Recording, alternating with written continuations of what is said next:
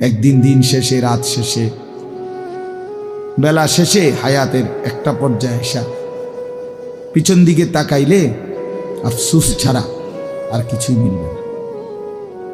এবং এই আফসুস কবরেও হবে, আখিরাতেও। কোরআন শরীফে আছে, আল্লাহ তাআলা বলেন, ওয়াজিআ ইয়াউমাইদিন বিজাহান্নাম, হাসরের ময়দানে ফেরেশতারা জাহান্নামকে টেনে আনবেন, আর জাহান্নাম একটা বিকট চিৎকার দিবে, গর্জন আগুনের। তো আল্লাহ বলেন, ইয়াউমাইদিন ইয়াতাযাক্কারুল ইনসান, সমস্ত নাফরমান পাপী তখন তার পিছনের জিন্দেগি পুরাটা মনে পড়ে, পাপের খবরগুলো, কথাগুলো মনে পড়ে। কিন্তু আল্লাহ নিজেই বলেন, ওয়া আন্না লাহু যিকরা, কিন্তু বলো না বান্দা, সেদিন মনে পড়ে কি লাভ হবে? ওয়া আন্না লাহু যিকরা, কি হবে সেদিন মনে পড়ে? ঠিক আছে, বুঝলা, কিন্তু ফায়দা কি? মনে পড়লো, ঠিক আছে, চুরি, ডাকাতি, জিনা, ব্যভিচার, নাচ, গান, মদ, জুয়া, নারীর ছবি, অশ্লীল দৃশ্য, হারাম টাকা, সুদ, ঘুষ, মিথ্যা, অন্যায়, সবই মনে পড়ল, বুঝেও আসলো যে পাপ, অপরাধ, লাভ কি? ইয়াকুলু ইয়া লাইতানি কদ্দামতু লিহায়াতি, এই কথাটা বলার জন্য আমি করছি।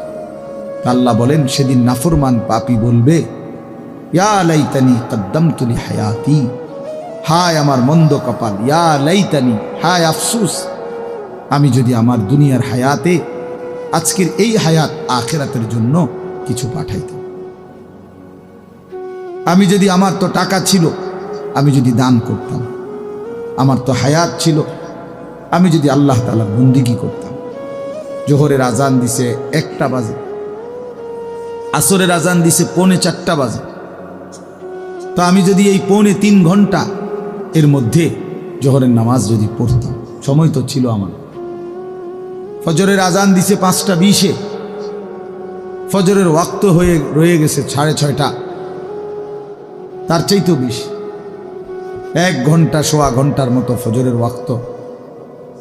এই পুরা সময় তো ছিল আমার, কিন্তু আমি যদি 4টা রাকাত নামাজ পড়ে নিতাম, এইভাবে আফসুস করে, ইয়া লাইতানি কদ্দামতু লিহায়াতি, হায় আমার মন্দ কপাল, আমি যদি দুনিয়ায় থাকতে আখিরাতের জন্য কিছু পাঠাইতাম।